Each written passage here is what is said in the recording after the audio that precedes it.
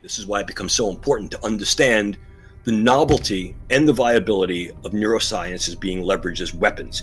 We then have the use of nanoparticulate agents, aerosolizable nanomaterials that can be breathed in and disrupt blood flow or neurological network activity, that can be used as an in-close weapon, or perhaps that can be used as a more broad weapon of disruption and or destruction. We also have the capability to utilize nanomaterials to get electrodes into a head and to create a vast array of viable sensors and transmitters. This is DARPA's N-cubed program, next generation non-invasive neuromodulation, utilizing these techniques and technologies to create vast arrays of implantable electrodes that need not be put into the brain surgically, that are then able to read from the brain and write into the brain remotely in real time. Advances in artificial intelligence are leading to medical breakthroughs once thought impossible, including devices that can actually read minds and alter our brains to help treat conditions like anxiety, Alzheimer's. But that technology raises privacy concerns. That's why Colorado passed a first-of-its-kind law aimed at ensuring our private thoughts remain private. Are earpods that can pick up brainwave activity and tell whether or not a person is paying attention or their mind is wandering. Okay, well, you might think, fine, but even if we can tell whether a person is paying attention or their mind is wandering, you can't tell what they're paying attention to. You would be wrong. Who has access to this technology?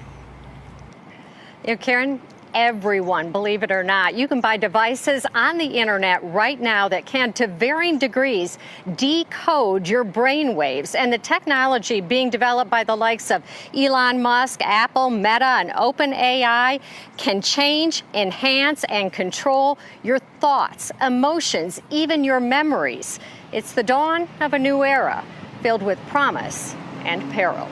If the at-home devices are impressive, those being used in the lab are even more so. Our brainwaves are like encrypted signals, and using artificial intelligence, researchers have cracked the code, identifying frequencies for specific words to turn thought to text. That I just think it, and AI knows what I'm thinking. Yes. Because of the pattern of my brainwave. Yes. But with the benefits come risks. It is some of the most sensitive data that you could possibly share with anyone. Data insurance companies could use to discriminate, law enforcement to interrogate, and advertisers to manipulate. Government, too, could get into our heads and potentially alter our thoughts, emotions, and memories as the technology advances. Nobody wants to live in a world where some of these misuses or abuses exist. While medical research facilities are subject to privacy laws, private companies that are amassing large caches of brain data are not. And based on a study by the Neural Rights Foundation, 2/3 of them are already sharing or selling the data with third parties. The vast majority of them also don't disclose where the data is stored, how long they keep it, who has access to it, and what happens if there's a security breach. Which is why Pazowski, medical director of the foundation, led the passage of a first-in-the-nation law in Colorado that includes biological or brain data in the State Privacy Act, similar to fingerprints, if the data is being used to identify people. This is a first step, but we still have a long way to go. And with companies and countries racing to access, analyze, and alter our brains, Pazowski says privacy protections should be a no-brainer. It's everything that we are. You know, it's everything about our thoughts, our emotions, our memories, our intentions. And Sean, we're also wondering, can any of these devices actually control a person's thoughts? They have been used to control the thoughts of mice in a lab. All right, so much to take in. Yeah. Sean, thank you for that report.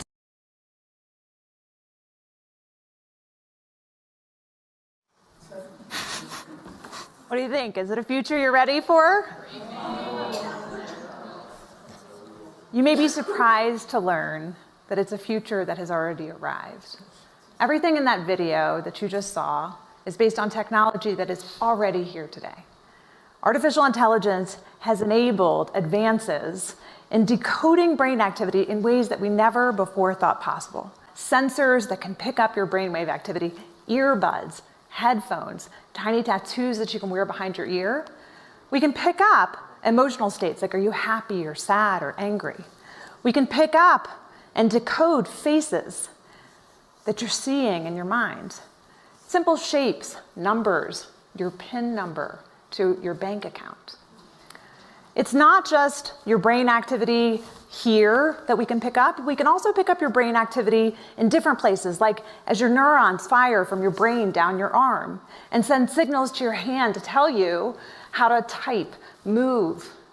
All of that can be decoded through electromyography, and that's what you're seeing here is a device now in the form of a simple wearable watch that can pick up that activity. And one of the pivotal acquisitions of the field, Meta acquired this company, Control Labs, in 2019, because major tech companies are investing in helping to make these devices universally applicable as the way in which we interact with the rest of our technology. What if everywhere has ubiquitous monitoring? In fact, during the pandemic, what we found was that 80% of companies admitted that they use at least some forms of so-called bossware technology to monitor the productivity of their employees. Whether it's a white-collar employee monitoring what's on their screen, or in any other context, surveillance is part of our everyday lives. Surveillance for productivity is part of what has become the norm in the workplace. And maybe with good reason. 9 out of 10 employees waste time during the workday. They focus on other things. There may be good reasons why we want to be able to find better ways to monitor whether somebody is paying attention or they're doing something different. The newest way to monitor attention is through a device like this one. These are ear pods that are launching later this year. These ear pods, much like the video you watched earlier, are ear pods that can pick up brainwave activity and tell whether or not a person is paying attention or their mind is wandering. Okay, well, you might think, fine, but even if we can tell whether a person is paying attention or their mind is wandering, you can't tell what they're paying attention to. You would be wrong. It turns out that you can not only tell whether a person is paying attention or their mind is wandering, but you can discriminate between the kinds of things that they're paying attention to. Whether they're doing something like central tasks, like programming, peripheral tasks, like writing documentation, or unrelated tasks, like surfing social media or online browsing. When you combine brainwave activity together with other forms of software and surveillance technology, the power becomes quite precise. So what do we do with this? What do we do with technology that enables us to monitor brainwave activity for attention? Do we embrace it? Do we resist it?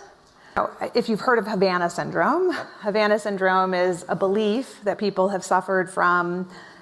The leading theory is that it's targeted microwave activity at brains to disrupt brainwave activity. There's no proof of it yet. I had a hearing this week in Homeland Security, and this hasn't even become very mainstream yet, but it was about different foreign adversaries using direct energy weapons against U.S. citizens that completely incapacitate citizens of the United States. You guys might have heard of it, called Havana syndrome. And then we went down to the SCIF and we got a classified briefing from some of the people on the panel, and it was one of the most. I'm a former Navy SEAL, so I've traveled around the world and hunted bad guys for a long time, but I can tell you this, when I went down to that SCIF, it was one of the most terrifying briefs that I've ever been a part of, okay? This is how brazen our enemies are becoming because of how foolish, corrupt, incompetent, and I would actually say wicked we have become. But there's at least a couple dozen cases where there isn't a good explanation for why the individual suffered from disruption of mental abilities. And there's certainly a lot of investment in trying to figure out whether you could target the brain remotely.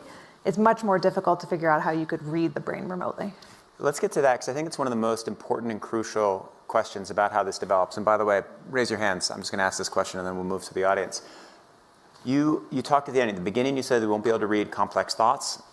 It seems as though we can understand emotions. There's some way you can recreate some images inside your head. Already, gamers have figured out, for example, while a person is wearing a headset, how to prime a person through their brainwave activity to be able to decode their PIN number and their home address.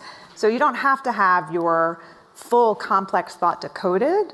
to reveal your thoughts, right? It gets at what we think thought is. And how do you decode somebody's PIN number? You flash a series of numbers and see how their brain reacts to them? So you have recognition memory signals that are preconscious and subconscious, and this is part of why it's been used, for example, by governments to interrogate criminals. Do you recognize this potential co-conspirator? Do you recognize this murder weapon? Those preconscious signals, like what we call the P300 wave or the N400 wave, these are before you even consciously process information, so you could prime it with a number and then see if a person recognizes it. And you can do it without them realizing that that's what you're doing. So will all of our passwords be cracked first by this or quantum computing? Hard to tell. All right. There's a whole set of things around hacking and bad actors. So, for example, if you have some headset and it communicates over Bluetooth, Bluetooth is just not that secure. Most of these things are kind of read and not write, but there are technologies like TMS that do try to write signals to the brain, and I'm sure people are going to try to do that for various reasons. Imagine those systems being hacked. So, we really want to think this through. We want to get a jump on it. I think that's Nita's fundamental point. I completely agree with it. No matter how long the timescales are on some of the specifics, we need to get on it. I do fall on the side of this is moving faster rather than slower. I'm working with one of the world's leading experts on neurotech, Rafael Yuste, who says that things that he thought would take 5 years are now taking 1 or 2. So I think we're moving faster, and also because $1 billion a year is being spent just by China alone through its military on researching neurotech. And I'm quite confident that they're working on, even though I have no personal knowledge, decoding human thoughts, potentially using these devices for torture and other kinds of things. Use this artificial intelligence voice in the head to break down the ego and control an individual. Ultimately, yes. You can't plug your eardrums. You can't stop the sound. A lot of the targets are tricked into believing evil aliens have abducted their brains. Demons. They're tricked? Yes. How are they tricked? They're told. By who? By the voices. A lot of these school shootings, I think, that you hear about on the news. They hear voices. We've learned that Cruz told the BSO detective that he heard a demon in his head. And police now say he also heard voices. Who heard voices in his head. The scripts, they're called. And they're meant to confuse, the very derogatory. That's just typical breakdown. And why would you want to break down the ego of that person? To rebuild it. So this gets into creating Manchurian candidates. Police have released video made by the man who opened fire at Florida State University. In Project Soulcatch, I referred to a Myron May, right? As a psychobomb. They didn't care who the target was. They were just trying to make him explode and do something bad. He was a lawyer trained there. His reasoning why he shot up the school was he needed news publicity to make sure people understood this was real. And he left a video testimony. As sick as this may sound, I've even had stalkers follow me into church. He believed government stalkers were harassing him and using a direct energy weapon to hurt him. But he gave out 7 packages in the mail, and the FBI intercepted them all. What were in these packages? Just information. Just information. May then opened fire at an FSU library, wounding 3 people. He was killed in a shootout with police. If these people do explode and do something bad like this, there's absolutely no way to prove that there's been any sort of manipulation to the brain. In this guy's case, he talked about it. I mean, obviously he talked, but it was covered up. He's by the way they write the article. He sounds like a crazy person. Yeah. Guys, if your assessments here are correct, these are very covert weapons, aren't they? That's correct. There's no entry or exit wound. How they're designed is to make the target feel like they're crazy, like they're imagining things. And you guys also said that these attacks are happening right here in this city. Is that correct? I mean, there have been some that have gone public with respect to Washington, D.C. I think it was Mr. Grozev said you spoke to a Russian agent who said that they believe that Americans are using these same weapons on them. Is that correct? That is correct. Might that have something to do with part of the CIA's motive to cover up the existence of this tech and these weapons? That is a very logical possibility. Thank you. Mr. Chairman, I yield back. Gentleman yields. Chair now recognizes the gentleman from New York, Mr. Goldman, for his round of questioning. Thank you, Mr. Chairman, and thank you to our witnesses for being here. Mr. Grozov, I want to follow up a little bit on the interactions you've had with Russian intelligence about these AHIs. And Mr. Zaid, I want to ask, and this is a hypothetical, but I'm trying to understand why our government would try to block information sharing or conceal information that they have. And one thing that comes to mind is whether there's an operational risk to revealing any of the details of their investigation. Is that something that you have come across in any of your work? There's a lot of reasons why the information might not be publicly released.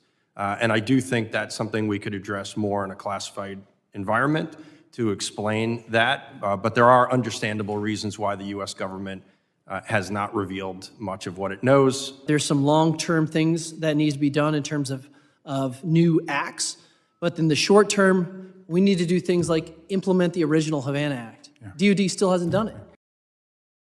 So this is not out of the realm of these very nefarious people, like in the CIA and these other types of secret societies and institutions of our government. We're now finding out the use of AI can be used against people. We've already heard from the World Economic Forum that they have the ability with AI to be able to read people's thoughts by putting in a little Bluetooth in someone's ear, that they can actually see what someone is actually thinking about as they're working. And they're going to sell it to us, Allison, as this is going to be good for employment because employers will know whether or not their employees are daydreaming or thinking about other things other than the job. But what is it saying? It is saying that they now possess the ability to read our thoughts and now weaponize us with acoustical types of things that can be sent to us that throws us off balance or makes us feel crazy. This is all, where is it going? All about controlling the narrative, controlling people. Absolutely. That is most certainly what it is all about, as has been made rather clear over the past couple of years especially. But yeah, I think this could obviously take an extremely dangerous turn here. I mean, I wouldn't be surprised if this led to targeting and testing and even like torturing of innocent civilians, which brings me to my next thought, which is the inevitable threat of artificial intelligence mixing into all this, right? Mix AI into the use of neuroweaponry and you get an entirely new uncharted territory. And the whole idea is that we would have these biological sensors in our bodies, and then they could read our thoughts, know our emotions, know whether we're hungry or not, or anything like that. And so now it's a warfare of information. They will have everything on you. They will know we're coming and going. And so this kind of warfare, this kind of being able to target individuals. And think about this. There is no way to detect. There's no entry point. There's no exit point like a bullet would have. Yeah. They could just target somebody and they're saying, yeah, he went crazy. Yeah, I'm sorry. We and then turn a kill switch on somebody and, and them lose a thread. Now.